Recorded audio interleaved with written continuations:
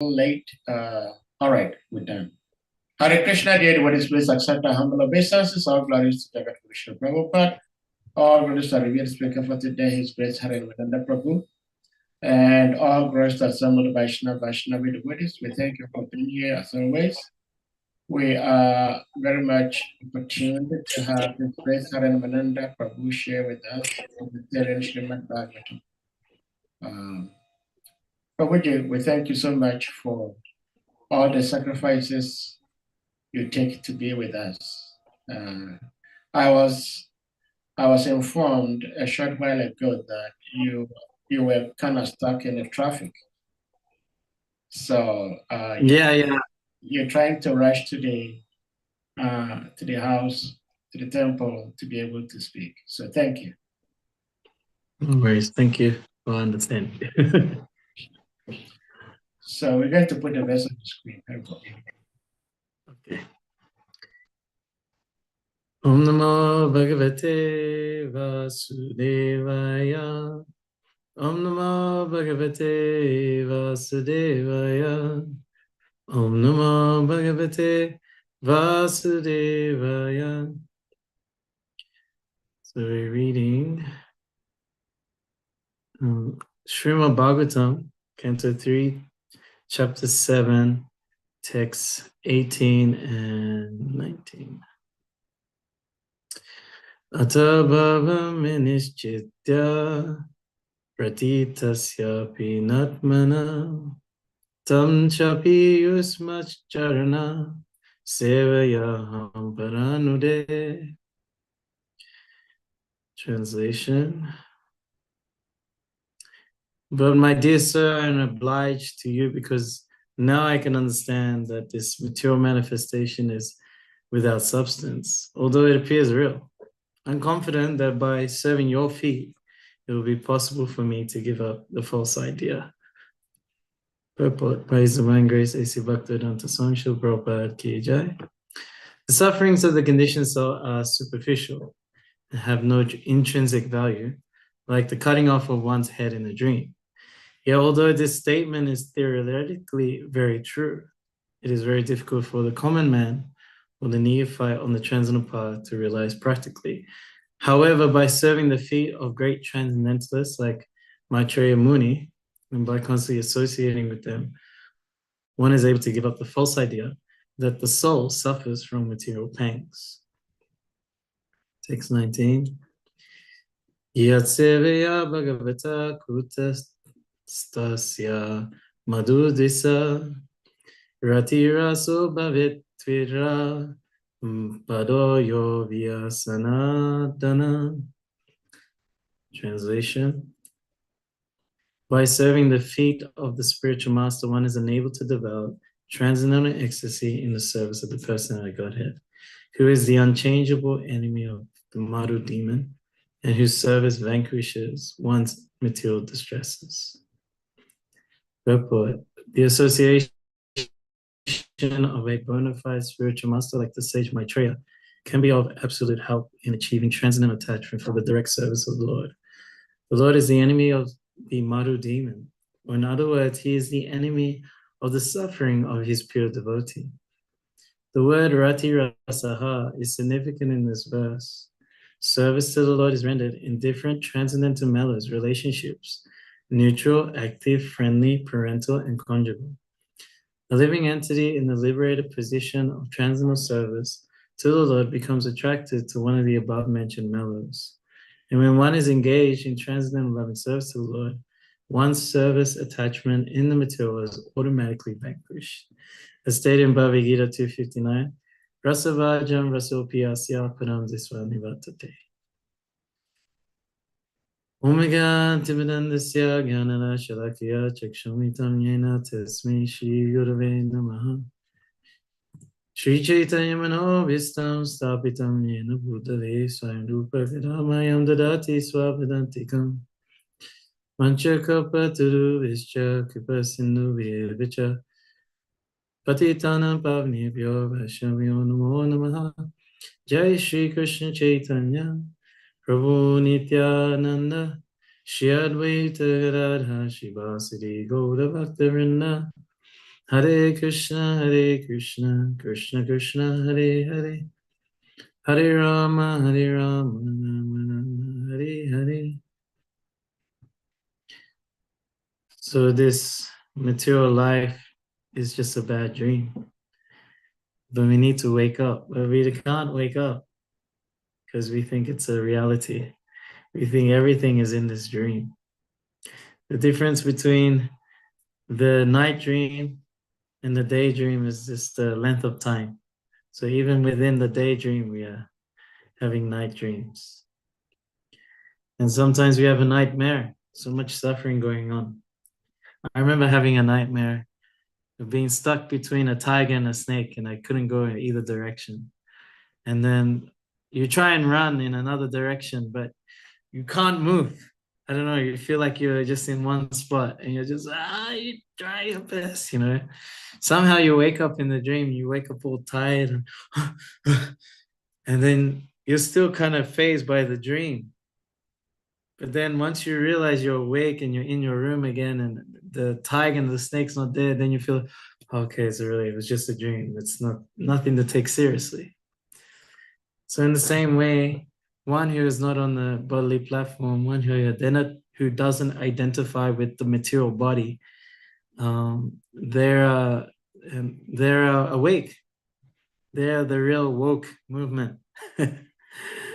Not these people who want to increase the illusion of identifying with the material body in so many ways.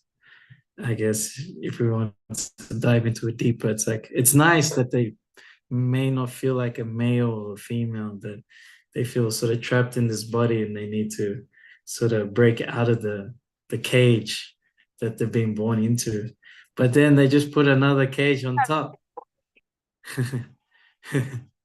By identifying with, having an illusion on top of another illusion, whether it's male, female, or whatever definition they give for it. It's just increasing the illusion further.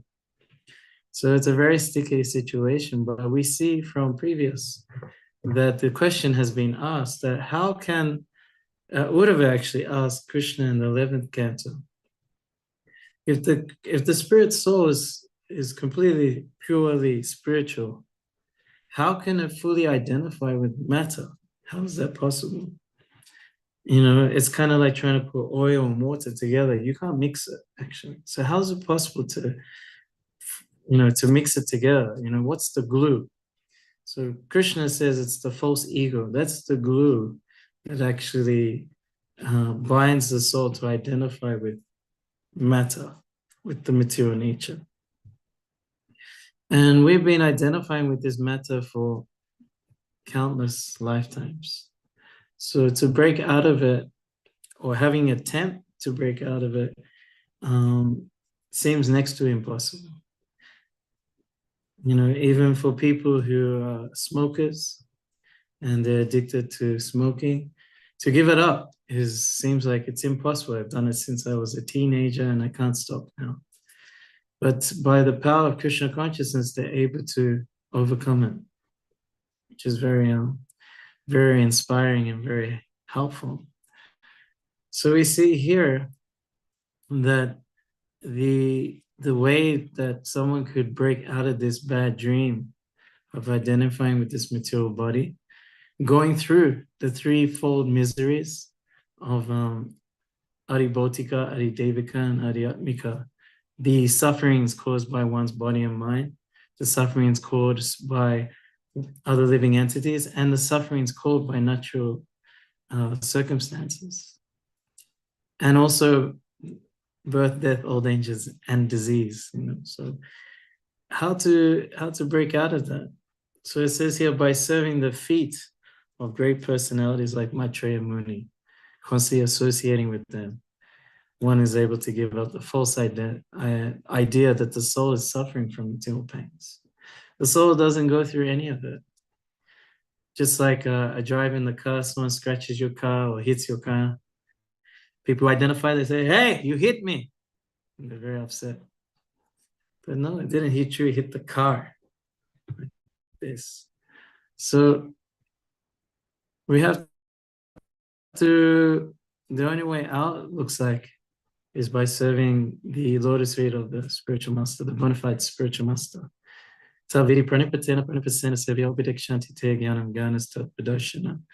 It's done by three ways: by inquiring about what is the purpose of life, by serving, executing the mission of that spiritual master, and submission. So not to come puffed up, not to come with your own plans and trying to get him to tick it off, thinking your plans are better than his. Our plans are useless. How many times we tried to plan to be happy? We run into the wall every time. It doesn't matter how right you are. We saw with Arjuna in the Bhagavad Gita, all these arguments not to fight. He was correct. Even quoted scripture and authority. So many things he morally seemed correct. But he could not make a decision. He was not happy. So what's the point of being right if you can't be happy? So the only way to be happy is to serve the mission of Krishna. And the spiritual master has the same mission. That is true oneness. So we have to give up our own plans and take up the plan of the spiritual master. And then you see magic happen. Today we did Harinam, but it was raining. We saw the rain was about to come, and I still haven't done Harinam for the day. So we just went out anyway on some random street where the temple was, just there. It's not many, we didn't expect many people, because my spiritual master said, if you want to conquer lust, make Harinam big, and you have to go every day, even if you have to go alone. It's okay. Nitai Pada Kamala was with me, so we didn't go alone. And we didn't think we would run into anyone, and we thought we'd be caught by the rain. So we go up the street, and on the street corner, there was all these street kids. They're begging at the cars at the traffic lights. And they just joined us like anything. They got the mantra right away, especially when you chant Prabhupada's Mahamantra, like Prabhupada's chant. Hare Krishna, Krishna Krishna, Hare Hare, Hare Rama, Hare Rama, Rama Rama, Hare Hare. And they just joined in. They were so happy. They felt real happiness. They felt like someone actually cared for them. They didn't feel like someone was looking down upon them either. And they didn't really care. They were just happy to dance with us, pick up the mantra, dance around in circles, and everyone in the traffic is watching. They're like, wow, this is amazing, you feel sorry for the kids, but how are you gonna make them happy? This just by chanting, one is elevated to the spiritual platform. Prabhupada says this goes beyond sensual, mental, intellectual, goes straight to the spiritual stratosphere. So that's what the chanting does. And it can be done for anyone. We saw it with them, with these kids. They straight away just joined in. And then we knew we had to go heading towards like some shopping center area. So then we left them, we kept going, they started following us. We're like, yeah, sure, follow us. And because they knew the mantra, so now from 2 people, we had like 10 people now. It just got big. Krishna sent people. If no devotees want to come, fine, Krishna will send whoever you need. And as we went up the street, so there was these people trying to promote, I think they were promoting some nightclub or something like that. So they were stopping people. When they saw us straight away, they started dancing. I mean, we're in South Africa, and when it comes to having good drum beats, people just can't help themselves. They don't care whether you're religious or Hindu or whatever. It looks like a good time we're in. And yeah, they danced with us. They took videos with us, and hey, we need you guys for our club night. So then they got my details. I don't think I'll go. Or maybe I'll pass them on to the local devotees. They can go and do it. Do Harinam in the nightclubs. But they were so impressed. And these kids were with us as well. And everyone joined in. No one thought, oh, these homeless kids, get out of here. No, we all joined in. Everyone forgot about all designations or separations or things that separate us. No. By coming together, dancing and chanting, we're all together. And then the rain came. So then we were rushing back. We didn't walk too far from the temple. We were rushing back in the rain. And there was one lady sort of rushing behind us, and we were thinking she was just running from the rain, but she actually wanted to talk to us. And she spoke to us, and she was saying, what is Hare Krishna? Is this Krishna consciousness? I go, yeah, we are traveling monks. This is Krishna consciousness. So she goes, what does Hare Krishna mean?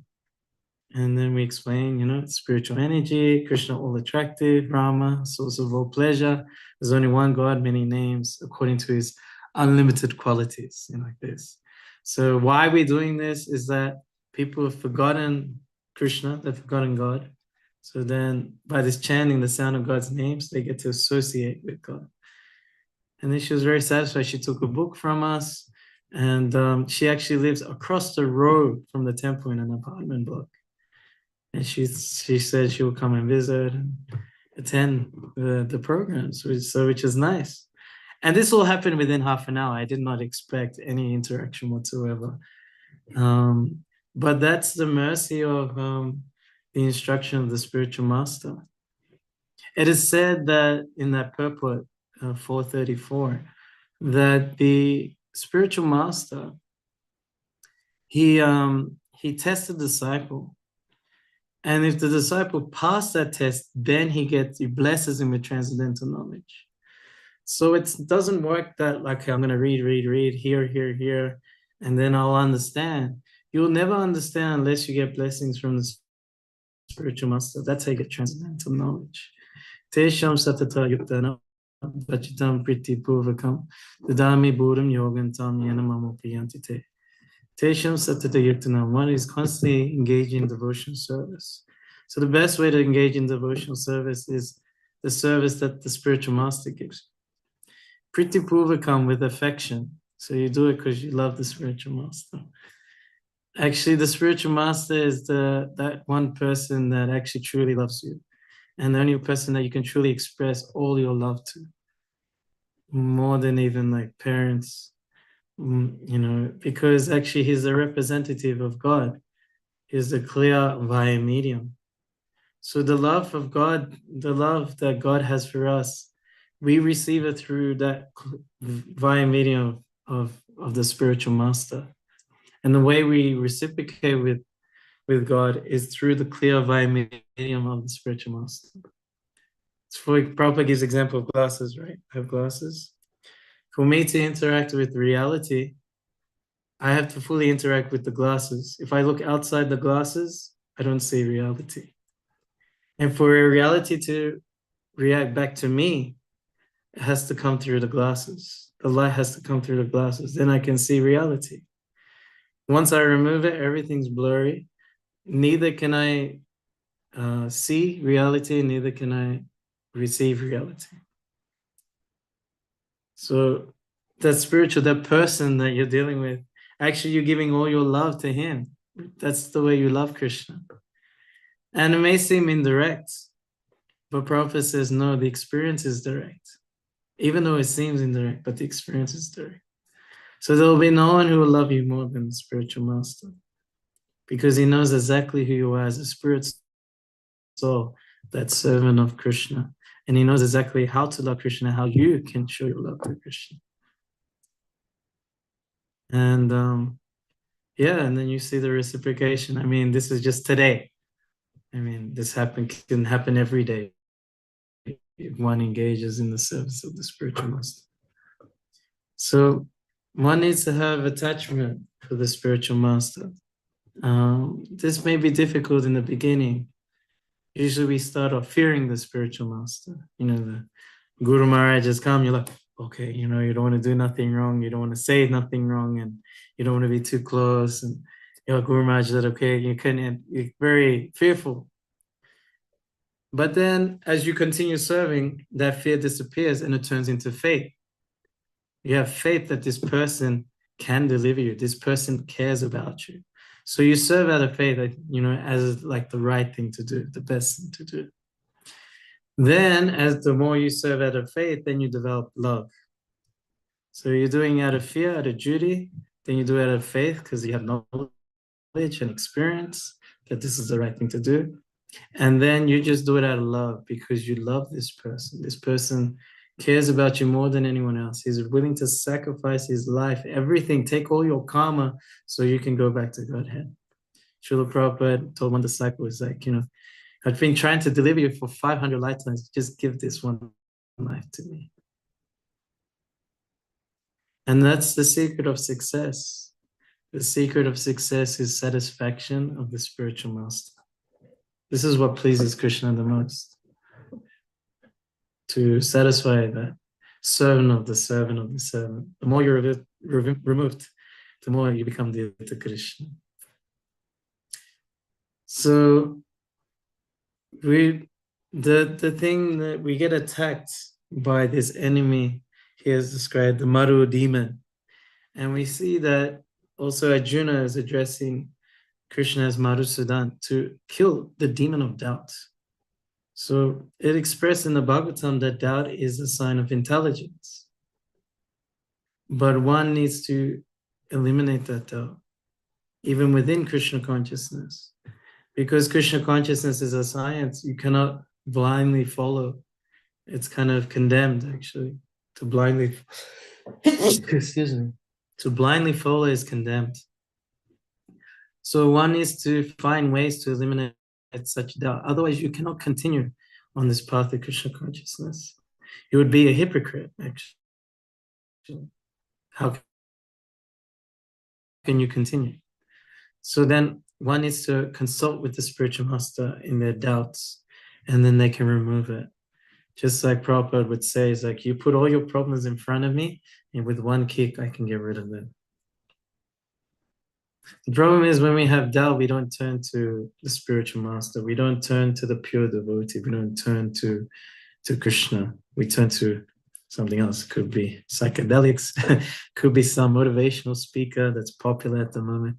It could be some bogus yogi, that sounds really charismatic. We may turn to just any sort of other unbonafide source of information. But no, this Parampara system is designed to give you direct connection with Krishna to eliminate all doubt. Just like there's fog and then the sunshine comes and just eliminates it all. So that's what needs to be done. And eventually what will happen is that the spiritual master knows, he's Tattva Darshana, he knows who you are in relation with Krishna. He knows exactly how, in your unique relationship with Krishna, you can please him. I remember having a talk with my spiritual master one day in Vrindavan, and we were discussing one lecture Prabhupada was giving. And he was talking about that when Bhishma Dev was about to kill Arjuna, and then Krishna jumped off and was charging at Bhishma, and Bhishma fired arrows at the transcendental body of the Lord, and the Lord received them like, loving flowers nearly. So Prabhupada was saying that, see, devotional service is not stereotype. See, Bhishma is offering arrows, but you cannot do this. You cannot go to the temple and fire arrows at Krishna. So when I said this is my spiritual master, I go, yeah, I like this. It's not stereotype, the service to Krishna. And then my spiritual master says, what? So you want to fire arrows at Krishna? I go, no. He goes, what do you want to do for Krishna? I go, I want to dance for Krishna, or dance with Krishna. He goes, oh, really? And then I asked him, what do you want to do for Krishna? And he says, I want to sing for Krishna. And the way he said it, it's just like, yeah, that's exactly what he wants to do for Krishna. He wants to sing for Krishna. So I really like that. So we have here, there are many relationships. These primary relationships are there: Shantaras, Dasyaras, Sakyaras, Vatsalyaras, and Madhuryaras. But we have to understand that the basis of all these 5 rasas is Dasyaras, the service rasa, as a servant. That all pervades all the other rasas. And even you'll see with the greatest devotees, like the gopis in Vrindavan, they never claim that, oh yes, we're Krishna's girlfriends, we have him under our control. No, they call themselves maidservants. We're simply his maidservants. Even the queens of Dwarka, when they were explaining how they to, I think it was a Draupadi, how they became Krishna's wives. Was it Draupadi? Yes. So Draupadi, how they became married to Krishna. And they'll explain, yes, he kidnapped me. Oh, yes, he controlled these 7 bulls. Oh, yes, he saved me from this thing. So many ways they got married to Krishna. And they say, and then, yes, he married me, and now I'm his maidservant in the palace. They never said, now I'm his queen, now I'm his consort. No, they said, I'm maidservant.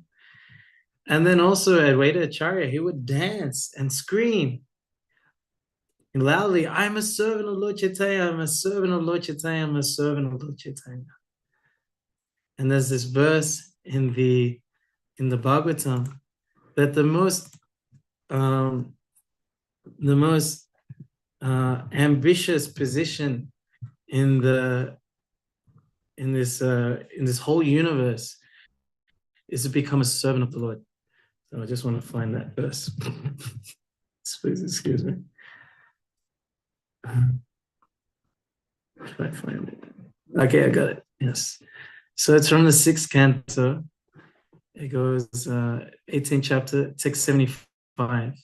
Aradyatma pradam devam saratmanam jagadishwanam kurnyavita gunaspasham buddhasyan narake priyat. The translation is, the ultimate goal of all ambitions is to become a servant of the Supreme Personality of Godhead. If an intelligent man serves the most dear Lord, who gives himself to his devotees, how can he desire material happiness, which is available even in hell?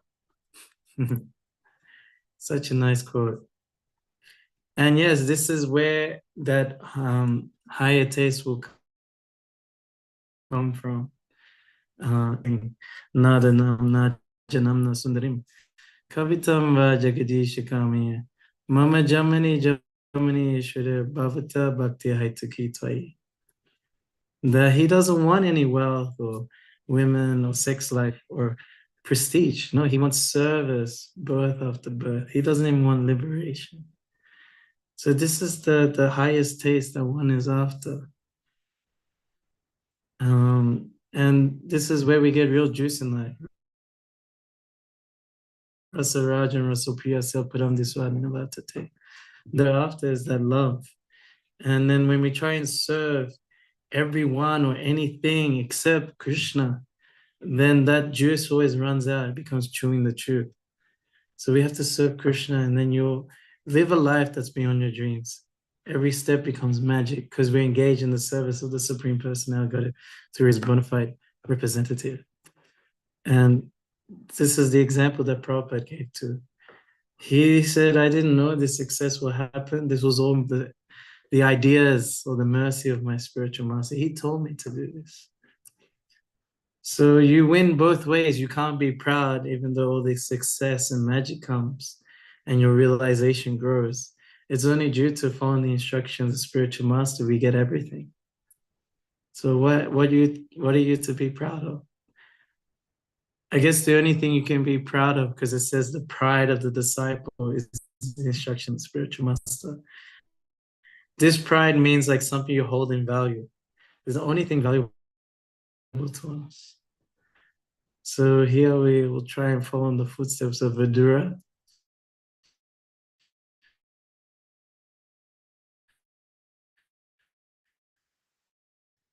Who's trying to become from the bad dream of identifying with this material world. Hare Krishna. If you have any comments or questions, you can ask. Well, Hare Krishna, thank you so much, HARINAMANANDA Prabhu, as always. Thank you very, very much. Dear devotees, if anyone may have questions, comments, reflections, realizations you may want to ask or share, please indicate by using the hand emoji or your physical hand. And you would be asked to unmute to ask your question or share your reflections, realizations. Hare Krishna. Well, Prabhu, text 18, where Vidura is speaking. And Vidura is saying, let me put it up here.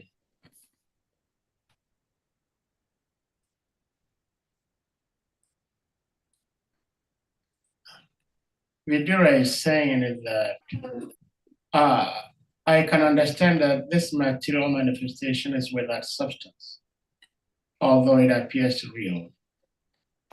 In other words, Vidura, such a great personality, is saying that this material world is not real. But Srila Prabhupada has also said that this material world is not real, is not a statement you will hear from Vaishnava devotees. Is a statement you will hear from Mayavadis. And Vidura is certainly not a Mayavad. So why is Vidura saying that this material world is without substance, although it appears real? If you may help. Sure. I better look at the synonyms now. Oh, let me put it back. Sorry. Okay. No, I got it on my screen as well. Okay. So if you look at the synonyms, you have this word ata abhavam, without substance, being ascertained, of apparent values. It doesn't really talk about the material manifestation particularly. It's talking about apparent values to be ascertained. That is what has no substance. So the value we put onto the material manifestation, that has no substance. Okay. Yes. If that is what you're saying, then I think that is exactly what it means, because in the same Srimad Bhagavatam 7:14, 7:14, it states that this is talking about ideal Grihastha life. In the purport, Srila Prabhupada states that he actually puts, one who rejects anything without knowledge of its relationship to Krishna is incomplete in his renunciation. And then he goes on further to say, although Mayavadi philosophers say that the material creation is false, actually it is not false. It is factual, but the idea that everything belongs to human society is false. So I think that's so that's okay. That's the value, the apparent value. Okay. Yeah. Like, because the idea is that if you identify material, like if you're the false ego means I and mine. So you identify with the material body, and then you think everything and everyone is for your pleasure. Yeah. That's just how false ego works. So then that is false. That is like not real, that you are the material body and that or the whole material world is for your enjoyment. That idea needs to be that needs to be destroyed. That has no substance. Well, this real and unreal is sometimes, if not all the time, quite difficult to grasp with, because those who are like Paramhamsas, they understand that they are not the body. And so many things pertaining to the body, they don't really care much about it. So there are some yogis who kind of drink dirty water. They don't see it as dirty. And because they don't see it as dirty, they drink it and they don't fall sick. But somebody like me, if I drank that water, I will fall sick because my mind is telling me it's dirty water. Now, there are other people also who are not like me, who can say this is dirty, this is not dirty.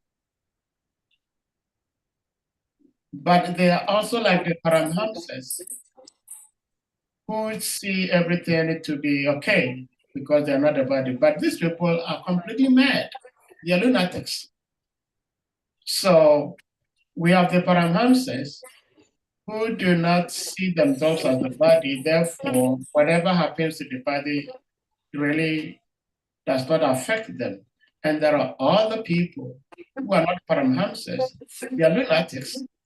And many times they do so many things with their bodies and they do not get affected. So how do we differentiate these so-called lunatics from those we consider to be Paramhamsas? What is the difference? Yes, I asked this question, well, not like that, but I asked the question to Bhakti Chaitanya Maharaj. And it seems like a basic question, but I was just feeling like, okay, practicing for so many years, we hear about you're not the body, but I feel the pains, I feel the minds like kind of drag me down. I feel like I still identify the body despite doing so much Krishna conscious activities, And initially what I thought was, the when you stop identifying the body, it means you neglect the body. So you eat less, you sleep less, and you're always ready to throw whatever the bodily needs are and then do devotional service. So you just work, pick up buckets, run here, don't sleep. And I remember I burnt out because I was only sleeping like 3 hours a night for 8 months. And I was just like, yeah, let me do service and make up for Mangalati, go to this preaching. I went for devotional service only. Did it obviously as immature because Krishna says in the Gita that one cannot practice yoga if he's not regulating his sleep, eating, recreation, and work. So one needs to be regulated. And okay, fine. So I kind of figured that side out, but I'm thinking like, when's the whole like transcendental thing gonna kick in when I don't identify? When's that gonna happen? And so I asked Maharaj, what does it actually mean that what does that look like? What's the signs of that I'm not identifying the body? I'm identifying as a soul actually. So he said it doesn't mean that you start neglecting your body. Now you're not identifying with the body. It doesn't mean that. It means that if one becomes more attached to devotional service and is like has an attachment for devotional service, that is the sign of someone identifying as a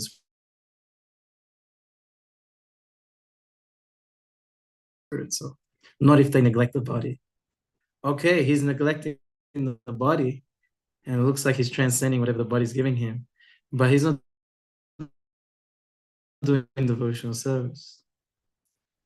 Whereas the Paramahamsa also looks like neglecting the body and being transcendental, but his whole basis of existence is devotional service.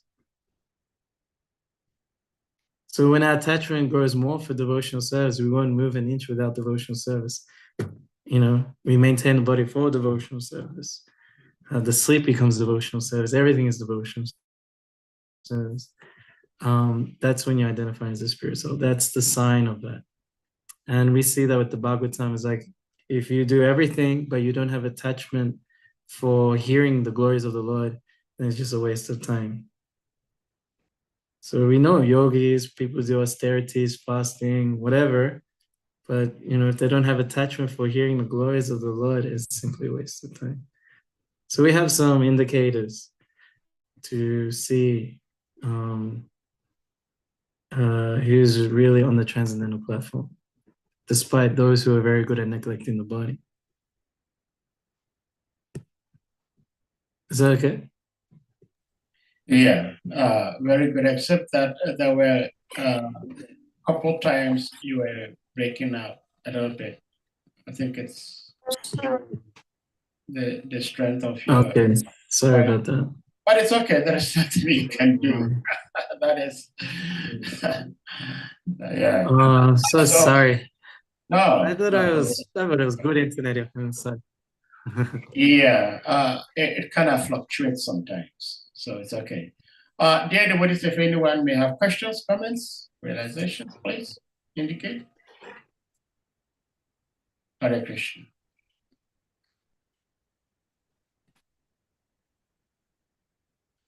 Well, it seems the devotees are kind of very much satisfied with your presentation. There is one poem Srila Bhaktivinoda wrote. I wanted to share that with the devotees yesterday, but something happened, I couldn't. But it's very interesting where Srila Bhaktivinoda talks about how some of us trying to be devotees become more or less like sahajas. We want to prove to people that we are this, even though we are not there. And one devotee made a very nice song out of it with the lyrics. And I hope devotees may try to listen to that, so that we, like Harinamanda Prabhu, you were saying, talking to your Gurudev, like going for months, only taking a rest for 3 hours a day, which is good, but you've learned from this experience that devotional service is a lifetime endeavor. And we ask ourselves, are we going to be able to do that for the rest of our lives? We may not be able to do that, and then we may burn ourselves up, and then what happens? So I very well remember one important statement your revered Gurudev left with us. That was his last class he gave on this platform. That very moment he gave the class, he was so sweet, so pleasant, but he was having so much bodily challenges. I think within 2-3 weeks or so after that, he left the material plane. But he was saying that we all feel hungry and we all have to eat. And we have main food. And then when we are satisfied, then we may take some dessert. So Maharaj His Holiness Kadamba Kanana Maharaj was saying it that Srila Prabhupada's books like Bhagavad Gita, Charitamrita, of Devotion, these are the main food. And other scriptures may be considered as desserts. And so thank you so much for feeding us with real meal, real food, which is Bhagavad. And after this, if someone wants to read something else or hear something else, please, you may do that as a dessert. But we've been giving it the main food, Srimad Bhagavatam, by the kind mercy of His Grace HARINAMANANDA Prabhu. Thank you all devotees. Oh, Madam Prabhu, you have something to share, please. You may unmute. Hare Krishna.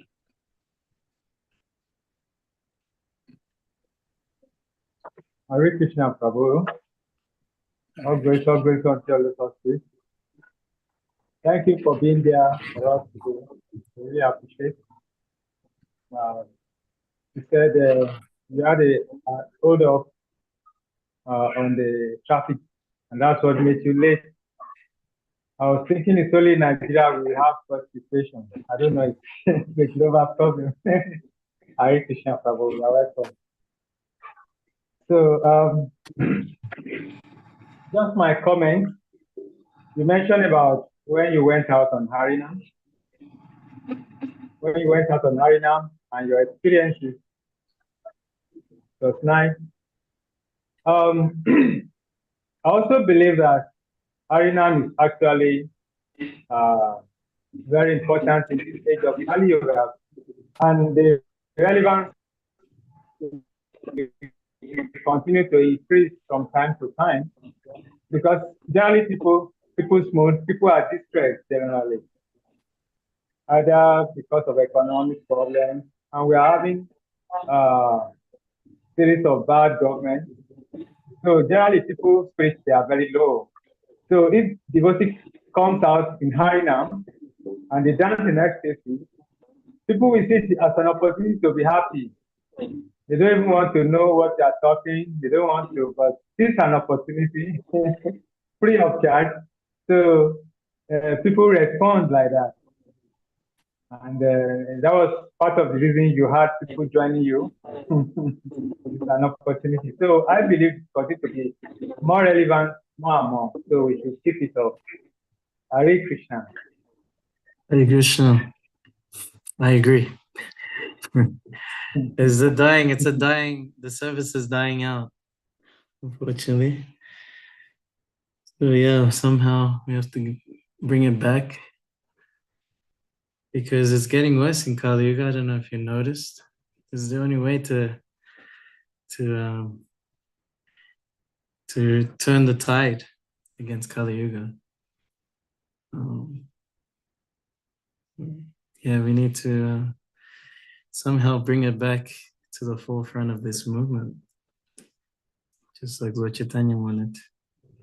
How it's gonna happen, I actually don't know, to be honest. I mean, I'm trying so many ways to inspire devotees to engage in chanting in public and on the streets, and where there's big events where there's so many people to hear the holy name, and for some reason it's not so enthusiasm for it. So yeah, if you have that enthusiasm, consider it a gift. And the only way you can hold on to that gift is to engage, get out there and give the holy name. Otherwise you'll lose the gift. And it's the best way to avoid politics, I notice. If you engage in doing Harinam Sankirtan, then for some reason you're free from all politics, because they can't take the street away from you. And there's unlimited souls ready to hear the holy name. So your service is not touched. And there's no devotee who will come to the middle of the street and stop you. So they'll never do it. So it's a good way to avoid it. Thank you very much. Madhava Prabhu. Hare Krishna. Please don't lose your enthusiasm. I met you several years ago in Rittenhouse Square with the Harinam party. That was many years ago. You came to Philadelphia. And you had a lot of fire then. You seem a little cooler now. Maybe you're more mature. I don't know. But I want to request that you take care of your body, your mind, and your soul. And don't lose that fire. You're going to need it when you get older, okay? All right? Okay. You're going to need it, but also stay enthused. No matter what, whether it's a devotee or a karma or anybody who is not representing the best for you at any particular time, always stay enthused.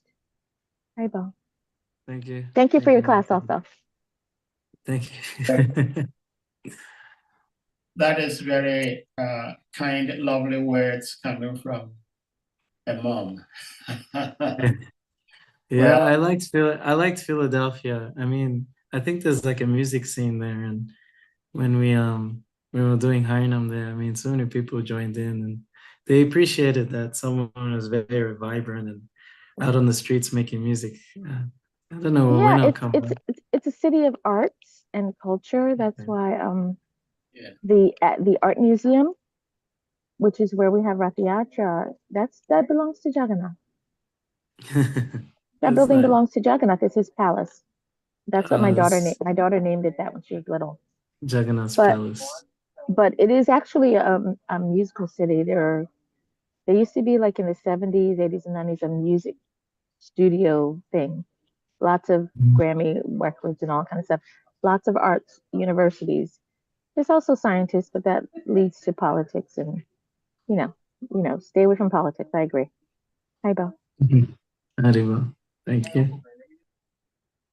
Well, Prabhuji, before we go, I have this question.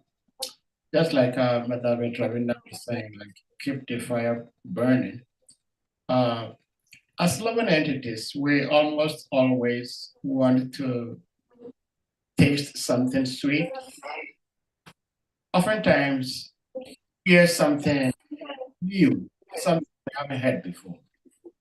So I realize that sometimes it becomes a challenge for us as devotees hearing Srimad Bhagavatam, because some of us sometimes think, well, it's Srimad Bhagavatam, we've heard it before. Why do I need to hear? You know, and in order for us not to have this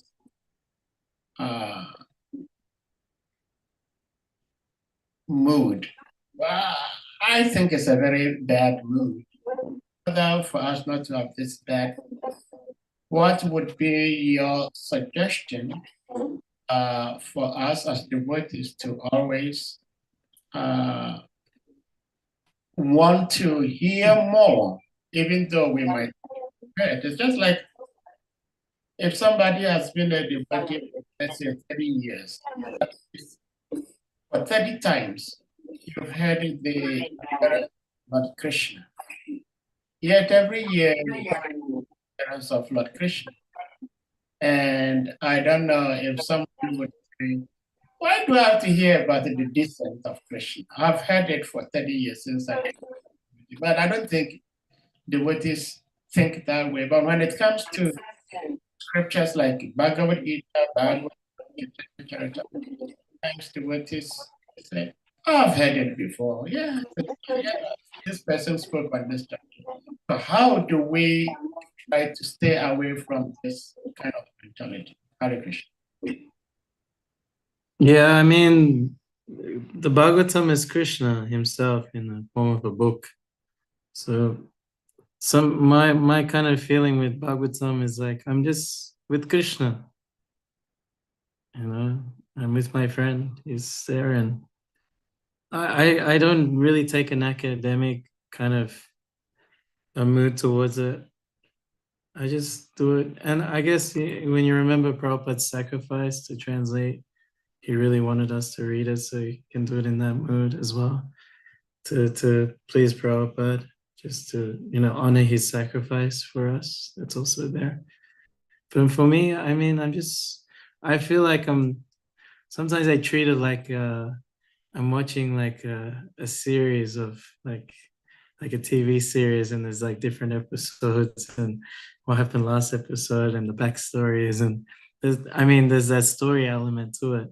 But I like it that there's so many intricacies within, like philosophical intricacies within, and I mean so many subject matters in there. There's astronomy, there's science, mathematics, there's romance, there's psychology.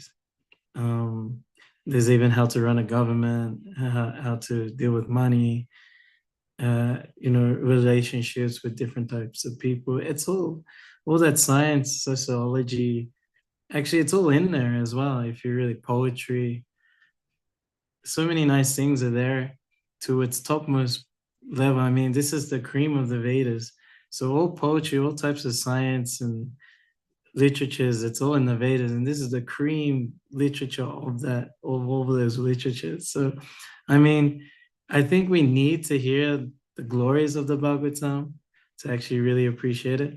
And I think a bit of force. I mean, you may not feel like it, but I know people, they just like, they feel sick even, and then they just hold the Bhagavatam in their hands, especially of the book form. Your heart is like, you feel calm, you feel like better, your mind's not giving you a hard time, and you just go through it, and you feel amazing afterwards. I mean, after doing like an hour on the internet, on maybe social media, you feel disgusting, but for some reason after the Bhagavatam you feel good, at least, you know, you feel that you've been nourished, you feel kind of inspired. I mean, Mataji was talking about keep the fire burning.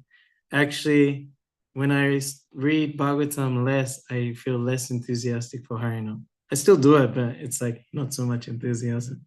But when I read a lot, oh no, everyone has to watch out. You know, it's like it became really hard to deal with because it comes so enthusiastic.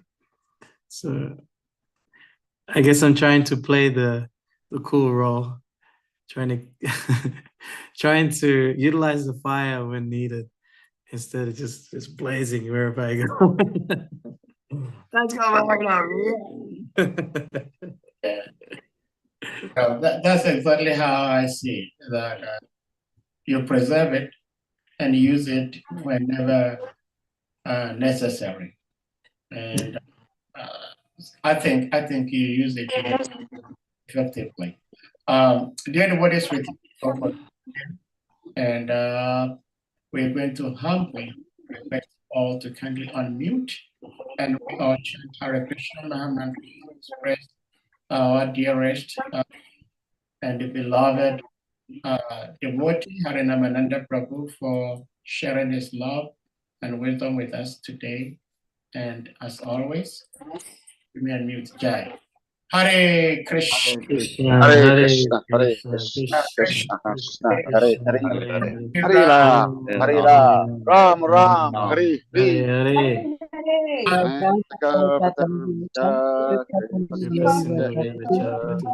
Patitanam Pavanebhyo Vaishnavebhyo Namo Namaha. Vaishnava Vrinda ki Jai. Praise HARINAMANANDA Prabhu ki Jai. Jai. Srila Prabhupada ki jai. Jai.